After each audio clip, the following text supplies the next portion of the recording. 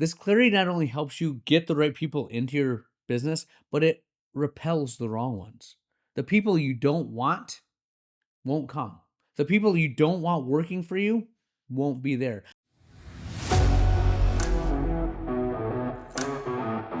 All right, my friends, the Ultimate OD podcast. Today we're talking about elevator pitches, right? Do you know what you do and can you convey that in 30 seconds? If not, let's work on it. This is the Ultimate OD podcast. Here we go.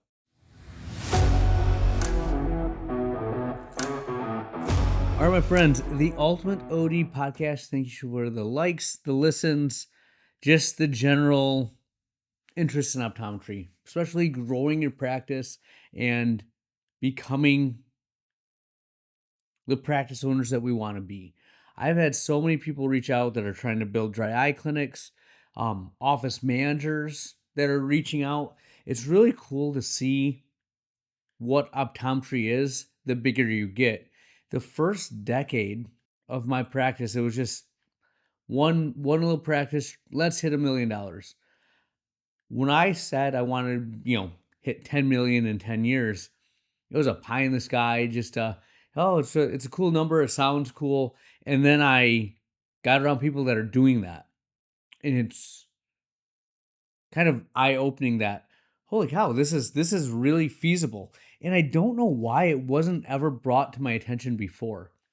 I think because when you're in optometry school, private practice or talking about money, a majority of your class doesn't like to do that.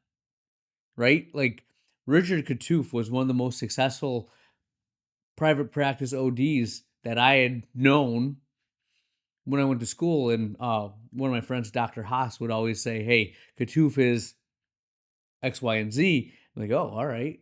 And if he talked about making money or making a profit, like it turned off half the class, if not more. And I think that's just crazy that in a profession that had such a business association that we aren't teaching it. And I cringe as I just say that, like, they didn't teach me in school. I get it. Like, I don't expect us to get the actual business of optometry in school, but you should talk about it. Let them know there's an avenue for it. And we have private practice clubs, and even that was smaller scale. It wasn't to the level that it is now, but you can do more. And this podcast has evolved from me just trying to talk about what I'm going through, what I'm doing, to where I'm at now. It's had such a shift in what I think we need to hear, what I think the information is that I need to learn and put out there. And I'll talk about this a little bit later in the episode, but if you can't teach it, you don't really understand it. This is my way of trying to understand things. If I can talk about it coherently, and you guys let me know if it's coherent or not, then I'm starting to understand. And I was listening to a podcast about Tim McGraw, and he was talking about doing his just music. And as he evolved, he said, you eventually get to the point that you have to know what you're doing. Otherwise, you're not going to get it done. You'd think that you'd sign a label and you'd go through and make a record and it'd all be pretty laid out. But he said what happens is in the industry, you get a lot of people that know their little part and they're trying to make a record. And they kind of just look to see what other people are doing and they do their version of it. And what I found in optometry, as you try and grow, not many people know what we do, how we do it, and what we're trying to get out there. And that leads me to what this episode is about. It's the CEO elevator pitch, all right? This is probably, in my mind, the fastest way to know if you're ready to scale, if you're ready to grow, is can you explain your business in 30 seconds or less and have it really exemplify what you're trying to do? So this got real for me recently, but when I left one of my marketing companies and went to National Strategic, I love them. They're really good. They understand optometry, but even to this extent that they understand optometry, They know the core of optometry. What I'm trying to do, what I'm trying to bring and grow, they have a lot of skills and abilities and resources that help me get that vision out there. But if I couldn't articulate clearly what I want to do, I'd fall into a cookie cutter program. I get a lot of, this is what we do. This is what we do in February. This is what we do in March. It's back to school time. And when I went up to them and I said, I don't care about back to school. We're growing a tertiary care dry eye center. I want people referring to us. Our vision is to give people hope, educate, and advise, right? Glasses and contacts be darned, right? We have to do it right now. But in 5 years, I hope I don't touch glasses or contacts unless I really want to give that aspect of care to my patients. But I'm trying to build something that doesn't need that. And I'm going through and trying aggressively to grow. So one of the things I'm exploring is radio. I've talked to a couple other people about digital marketing opportunities. There's all kinds of marketing agencies out there, right? Well, they sit down and they have an idea. They think optometry. Well, you want to sell glasses and contacts, right? And I have to sit them down and get them to understand what we do that's different. And a lot of people, if you ask them, what makes your business different than the guy down the street? We have a dedication to customer service, says every doctor known to man. I've never heard a doctor say, we really are bad at customer service, but man, we have great frames. No, everyone thinks they're great at customer service. We all sell glasses and contacts to an extent, but what makes you different? And as I go through and explain what my pitch is, like, oh, that is completely different than what we were thinking. And I'm passionate about it. That's the differentiating factor, is that what we're trying to do is at a different level. I come out and tell them, we don't even want to talk about glasses and contacts in our ads. That's not what we're trying to do. That's not the vision I have for the business.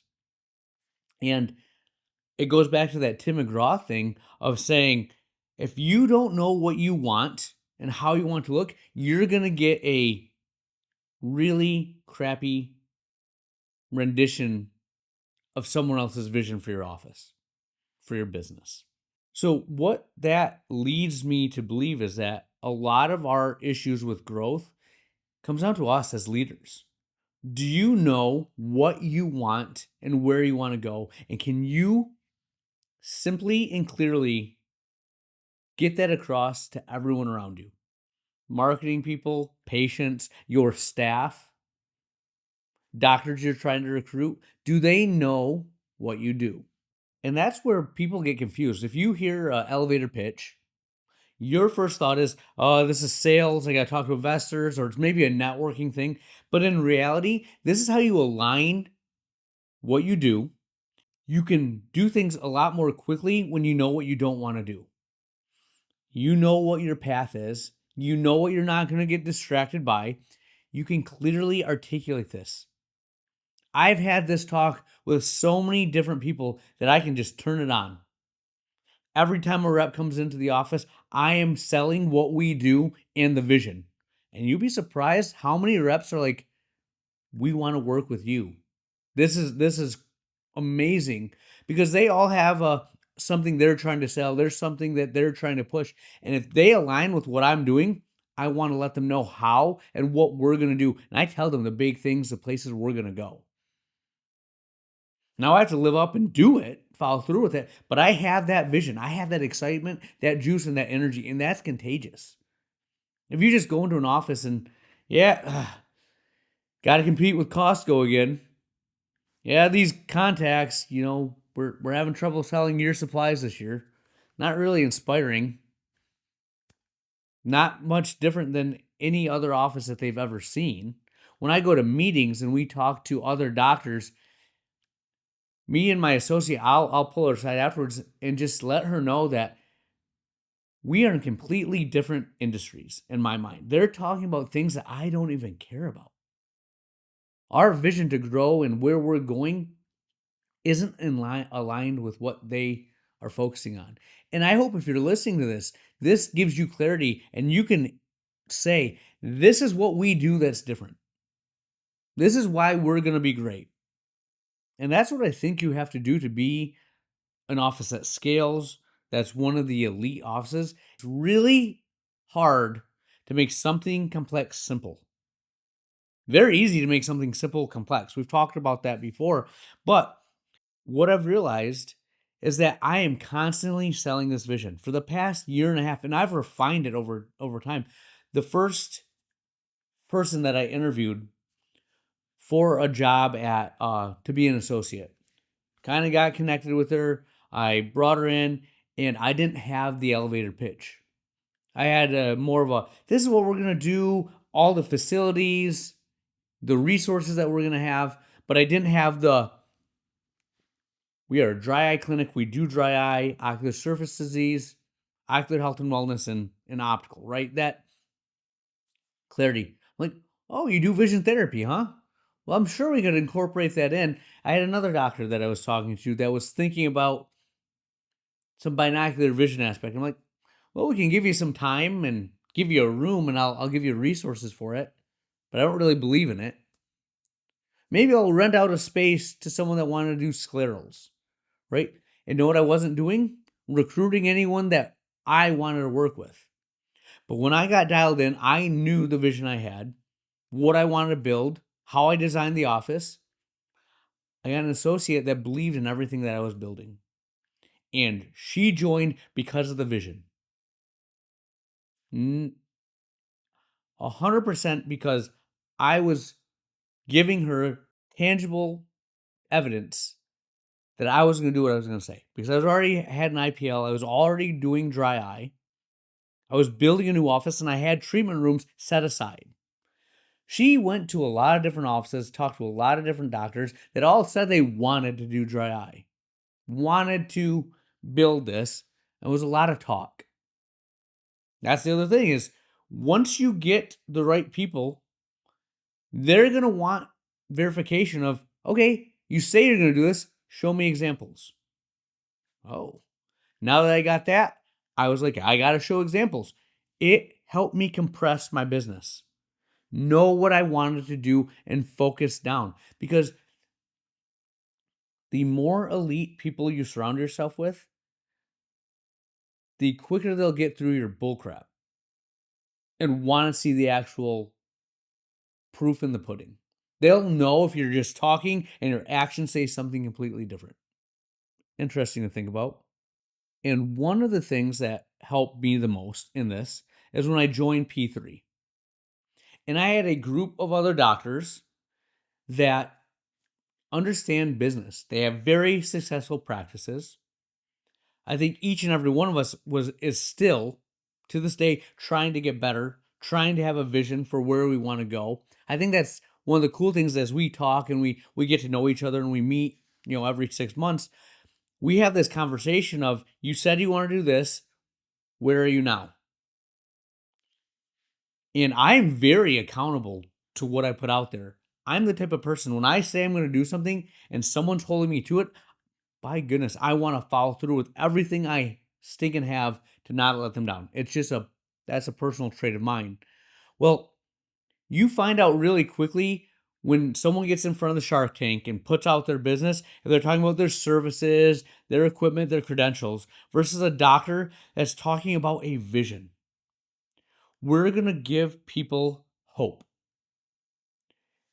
They've seen 5 other practices. They're going to come to us. We're going to treat their whole body. We have every single treatment. So we're not just selling a IPL service or an RF service or a Tixel treatment. We're going to find out what your root cause is, do everything we can from an eye care perspective to treat your issue, and then get to the bottom of what's causing this from a foundational perspective. And we're going to give you your life back. Right? That's inspiring. Like, we don't treat, glasses and contacts. We look at the foundation of your vision and try to make it the best it possibly can be. And we have a resources to do it with the most advanced technologies, or wherever you are currently in your journey, we will meet you there. You see the difference between the guy that says, yeah, we have myopia management, we do sclerals, that's just listing off a menu of services versus a vision for what they're trying to create, the environment that they want to work in, the dream and the vision.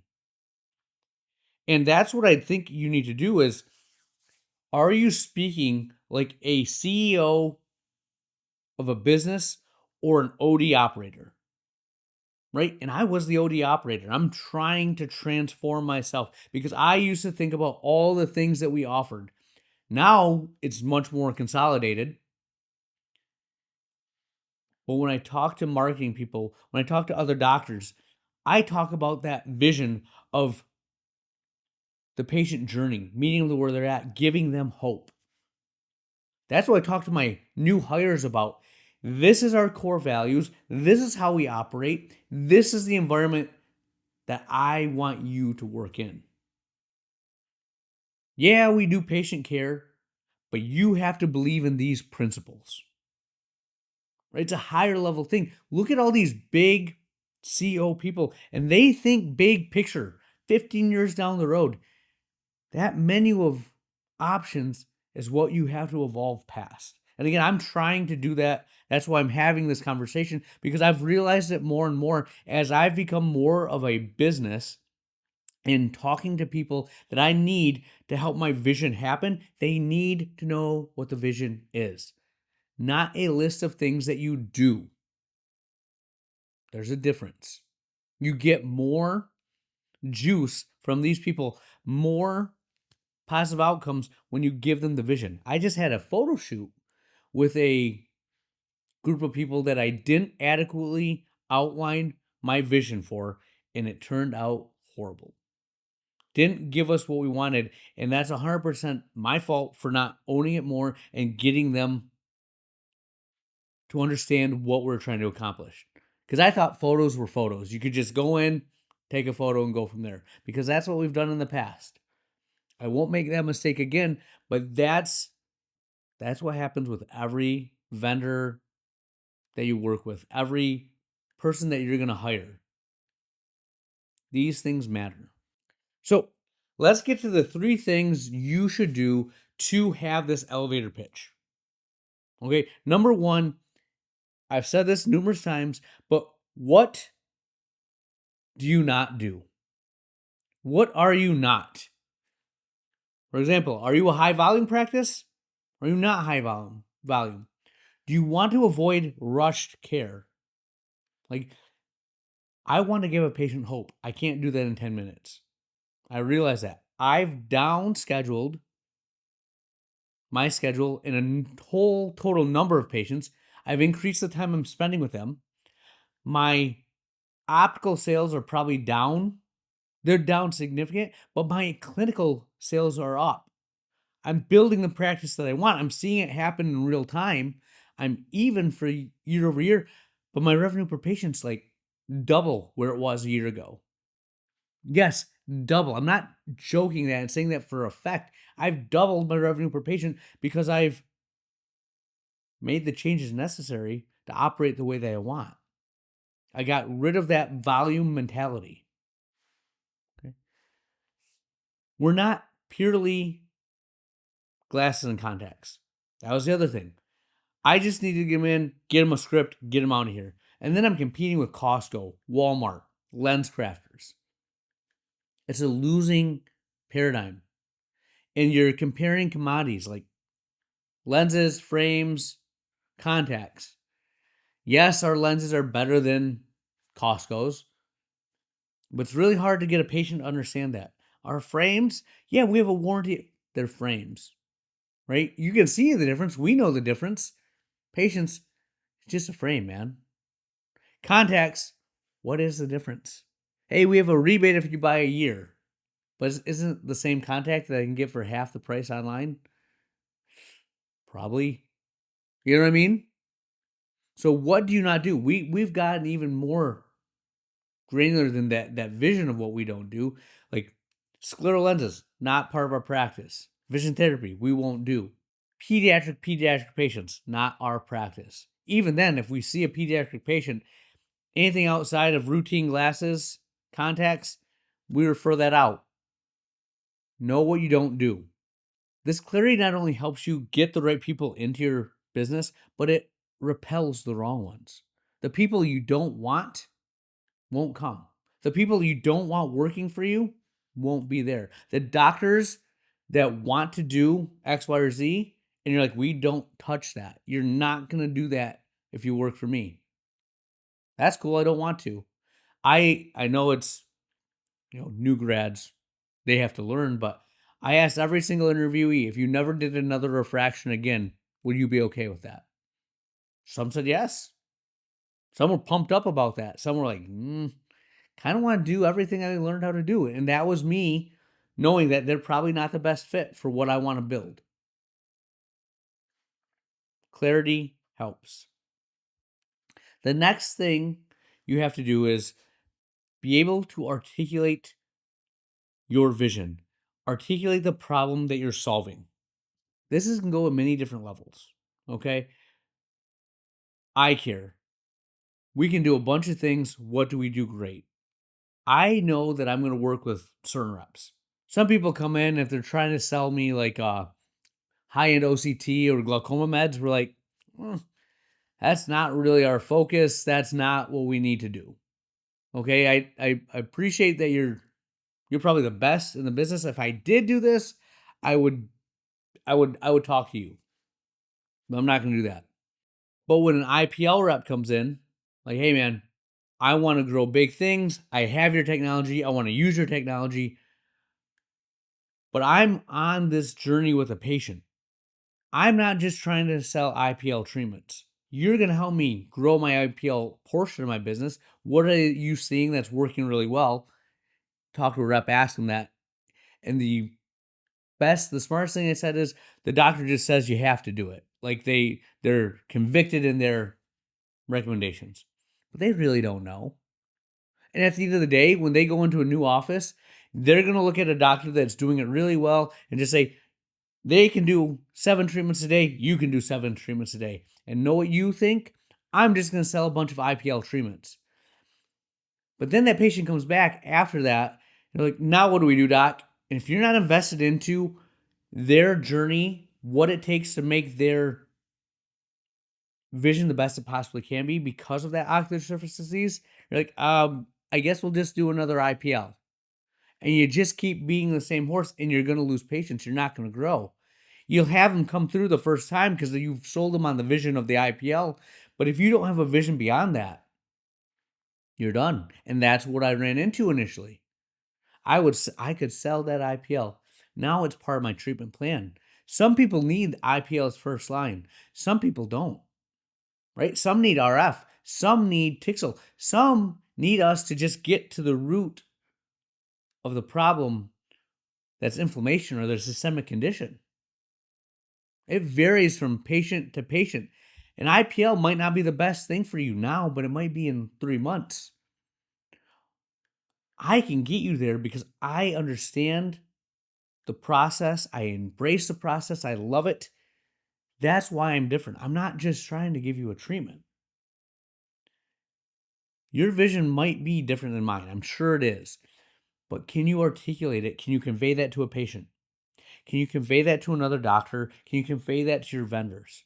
And get them to produce more than you ever thought possible because they believe in it so much. That's the thing that I'm amazed at is my associate is crazy fanatical about dry eye and ocular surface. But because I've given her guidelines and she's seen it succeed, what she initially said she wanted to do when she came in has warped and twisted to fit the vision that we've created because she's seen it work and she understands the process. And I take that as a huge testament to what we're building because she believes in it. When I see my staff talking about how we're going to take care of patients, them buying into the advanced treatments, everyone wanting to be part of that part of the business, I'm like, oh my goodness, I got people following me. We have a little bit of a cult energy to us. It's cool to see people will buy into that vision. Can you articulate it well? It's not about short-term wins, it's about long-term victory. And that goes to the next point. You have the vision. Do you know what the future you're building looks like and how people fit into that? From a business standpoint, when you pull in other doctors, when you pull in staff, like everyone else in this world that's not an OD owner or an entrepreneur, they want certainty. They want to know they're going to wake up in the morning, they're going to show up to work, and they're going to get what's put in front of them. There's not a curveball like, hey, we might not have a job tomorrow, or their passion is dry off the surface, and tomorrow I'm going to pivot, and we're going to be a scleral lens myopia management practice. Well, that's not what I signed up for. We have to sell direction, not services. And that's easier to do. We are in the business of giving people hope, educating and advising. That's what I tell my staff. That's what I tell my doctor. Did you give them hope? We were judging ourselves as doctors, as a staff, if we were signing people up for advanced therapies. Now, we've signed a ton of people up for advanced therapies, but I had to nip that in the bud. We were not successful just because they signed up. And if they did sign up, that meant we weren't successful. Are they moving forward? Are they coming back for their follow-ups? Do they believe in what we have to offer? Are they telling other people about that? That's the vision. That's what we're trying to create. We have patients that are going through our services that are referring other patients to us. That's the highest form of compliment I can get. My staff is pumped up about what we're adding as they outline the vision for the future. And we're constantly growing, trying to expand from lash health to the services for dry eye to how we're implementing things, what they're going to be doing. I told one of my new hires, at this point, we didn't even have an RF. I really don't know. We didn't have an RF. I was thinking about getting it. I was talking about it. And I told her, you're going to be doing treatments on patients. And we're going to build this thing called RDEC, Rejuvenation Dry Eye Center. She's like, okay, she signed up. And we now have a schedule specifically for treatments that my techs are doing. Its own schedule. And it's filling up. And I looked at her and said, I told her we're building something, didn't I? And she smiled and said, yes. And that's where I sold the direction. I had the vision. I'm following through with it. But they see the direction that we're going. They're bought in. Let's go. So that's really cool to see. But that's how you get that elevator pitch. Okay? Now, there's a million more things that we're going to talk about. But I want to stop it here. And I want you to think about what I've outlined. The elevator pitch is crucial for you. Make sure that you can do this. In next episode, we're going to further dive into this topic. So that's what I got. We'll have more for you next week. Where has the time gone? We are to the closing thought of the episode, and I ran across this saying, and it just kind of, I liked what it said, and I'll read it to you. How can you measure your peace? And the answer was by how calm you stay during a storm. And I just thought that was really a cool way to think about things. I like that. How calm are you in the storm? And in maturity as a business owner, I've gotten a lot better at staying calm in the storms that hit me because there are many and they come every single day. It's a feature, not a bug. You're going to have staff that quit, patients that are mad, doctors that aren't happy. Things are going to happen. And when you see people that are new to us, you see them just kind of scrambling, a duck on water. Maybe not even that. On the surface, they're going nuts. And when I talked to my new manager and we're going through a storm, I looked at her and said, 72 hours. Just survive the next 72 hours and we'll be on to something new. You'll be fine. And sure as I said it, 72 hours later, we weren't through it. We weren't over with it. But the hail and the craziness was gone. And then it was time to get to work and move forward. So just think about that. The next time something goes crazy or goes not as planned, how calm are you staying? And use that as a gauge of, man, I'm really getting worked up and wired about this. I need to take a step back and see the big picture because I need to stay calmer in the storm. It's a process. I can get better. I look at the people I aspire to be, and they are just ice in their veins. They are calm as can be. Now, they've been through many more battles than me, but I guess that's how you get there. Keep fighting, keep going through battles. You'll be better. That's what I have for you, Dr. Lily.